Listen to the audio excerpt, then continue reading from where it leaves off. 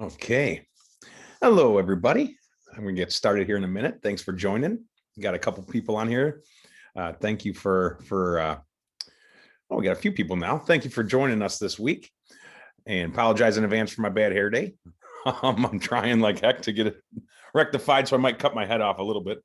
But yeah, thank you again for joining here. I'm going to get started right at 2 o'clock. I tend to do that just so I can keep it efficient and mind everybody's time. So thank you again for joining. And it is 2 o'clock, so we'll get started. Today, I wanted to talk about skills on your resume. And there's a difference between the hard skills and soft skills. On a resume, essentially, the skills not only are a way to resonate with the hiring manager and the recruiters that are sifting through resumes, trying to figure out just what place you live in the world in terms of your role in the industry, but also it's kind of visually appealing when they see certain skills that do relate. And essentially, you got to think in terms of, technical aptitude is always number one. There's a ton of technical aptitude that sure can be translated across a bunch of industries, like a Microsoft type package, but some of them are solely dedicated towards whatever job they have. So for instance, let's just say data analysts, typically you see stuff like Tableau and Python, and maybe some of my project managers might have Salesforce or MS Project as one of their software skills. Some of my sales folks might have Salesforce as a CRM system. So the technical stuff is always good to have on your resume, especially the more relatable to the world you want to live in, the better. Because again, those are keywords they can use to find you when they're sifting through resumes. And then think in terms of methodologies or processes. So like my project managers, going back to them, they might have things like Six Sigma or lean manufacturing or just lean methodology. I know some of my automotive production managers I used to place, we would look up QS and ISO. And these are just methodologies and principles that they adopt in their day-to-day to make things function better, whether it's efficiency or waste reduction or whatever the quantifier is. So when you're thinking of your skills for resume, two things, hard and soft. There's a difference, right? Hard skills are teachable and measurable abilities: writing, reading, math, ability to use computer programs. Soft skills are traits that make you a good employee: etiquette, communication, active listening, collaboration, and getting along with people, right? So I'm going to give some examples, and I'm also going to tell you where to put these certain skills. But I want to kind of preface that topic with saying it's imperative because that you have the skills, because in applicant tracking systems, which is what recruiters and hiring managers use to store your resume and then later on try to find you again out of the thousands of people that are in there, they're going to use certain sections, certain keywords, and certain sections of the job description that might be visible on your resume. So if there's one thing you're going to take away today is when you're building your resume, try to look at the job description, highlight some of the things on the job description that you really know you can handle and have done, and try to incorporate that actual language into your resume. And please don't buy into the whole white font skills at the bottom. It's called resume parsing. And essentially, you're just trying to fool the applicant tracking system by putting a bunch of words that aren't visible to the human eyeballs. But these ATSs are getting sophisticated. There's 100 of them. Well, more than that. There's hundreds of them. There's hundreds of different companies with different rules. So everybody does things differently. And you don't want to knock yourself out as being a viable candidate because you try to pull one over on them. Not only that, it's not a very good way to present yourself, saying, hi, I'm an honest, hardworking, ethical person, but I also like to sneak around and try to do funny business. It just doesn't work for anybody. So please don't buy into that. I know there's a viral TikTok video going around right now about that very thing. Maybe 10 years ago, it would have worked. It's not working anymore. So hard and soft skills, as I mentioned, the difference. So when you talk about hard skills, there was an article recently that mentioned some of the ones that are going to be in the forefront of any profession.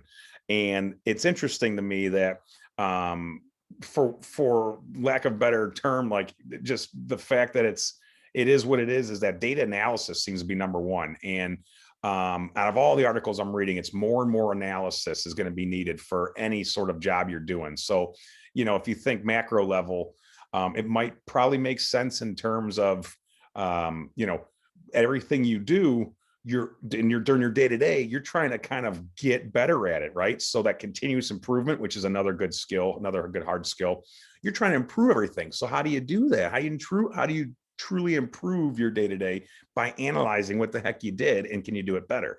So data analysis is definitely a good skill to get on your resume. Project management, like I just said, the continuous improvement or continuous process improvement.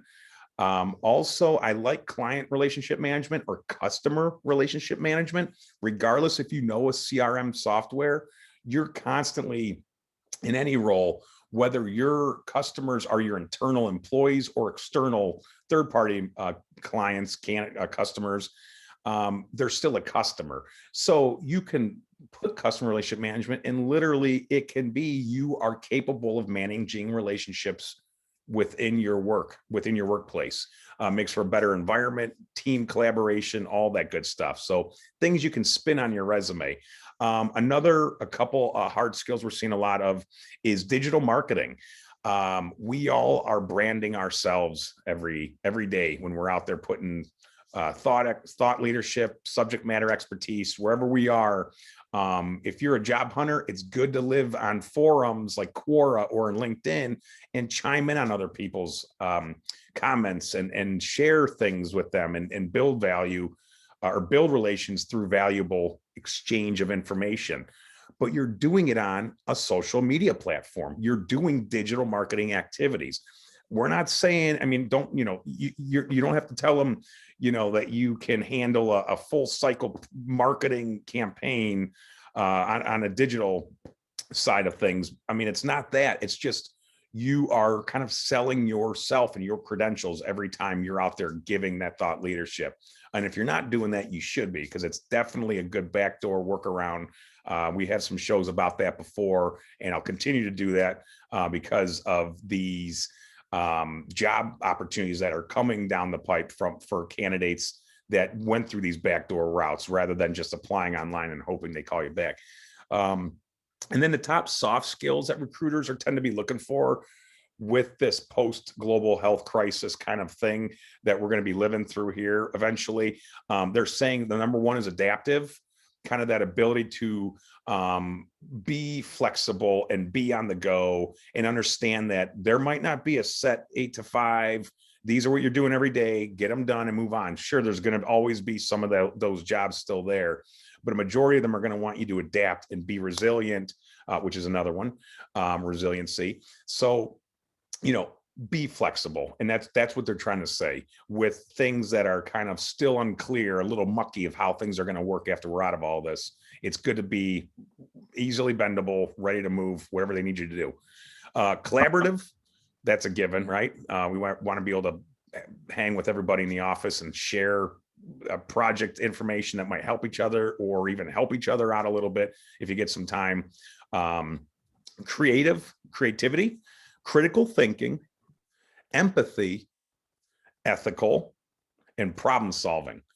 These are soft skills. They are not hard skills. So if you have skills like this as your main ones on your resume, you got to get something going and get it changed up real quick. I see this a lot with my early career clients, which is fine because obviously they might not be in the mix as long, but no one wants to see the word adaptive under your actual core competencies. So what you want to do with that, you want to first weave your hard skills, as we mentioned earlier, under that core competency section. Leave it be. Those are where those live. If you could sprinkle more in under your experience and kind of filter them throughout the resume, that's good because that boosts visibility. You got the word project management 900 times on your resume. It looks like you're a project manager to these applicant tracking systems and even the human readers. So it's good to do that if that's what you want to do. Don't do it just for the sake of it, though. Make it relevant. Every word counts. It's like when you write a novel, these authors, or write a screenplay, every word matters, right? So that's how the resume should be. Don't just do it for the sake of doing it. But if you can weave them in, good on you, because that will help you stand out in terms of the visibility ranking. So the core competencies will have these hard skills. If you have technical aptitude that is not overwhelming, we're talking like, a few different softwares, maybe 5, 6, whatever softwares, feel free to weave those into that core competency section. If it gets a little overloaded, you can always keep your hard skills under that core competency section. And those are kind of those operational ones we talked about, continuous improvement, that kind of stuff. Those are operational type skills, and then keep the technical stuff at the bottom under literally a header that says technical aptitude or technical proficiency, whatever. And also my IT people do that too. Do not inundate the readers on the top half of the first page with a bunch of acronyms and 0.097 node JS.6784. Like the things you see with these technical skills can get overwhelming. Keep it easy for them. Put it at the bottom. They'll get there. If they need you to have something like a certain AWS, let's say they want you to have AWS experience, they'll find it on the resume by doing their keyword searches. You can always weave some of those those technical skills into your experience, but know that don't list them right away. Keep them at the bottom if you're a technical person, or if you have a lot of technical skills to offer. Where you want to weave your soft skills is going to be in your summary, period. You don't need it anywhere else. You don't need it in your experience section. Those should be very matter of fact, wins, achievements, kind of metric-based accomplishments section. Your soft skills only lives in a summary. And that's essentially going to be kind of the way you write this summary. You got to filter them in where maybe you can say something like adaptive, project manager, or flexible and resilient team builder. And then you go on with your sentence. Quick and concise, a couple soft skills per sentence, 1 to 2. You're talking 3 max if you have so many soft skills you want to share. But again, don't overload them. I mean, I very rarely go that many. I'm usually 1 to 2 per sentence, which lays out a nice 4 to 6 soft skills that you will have weaved into the summary section. So essentially, this is what I was going to talk about today. Look at this. This is the most we've had since we've started this. Thank you guys for joining. This is awesome.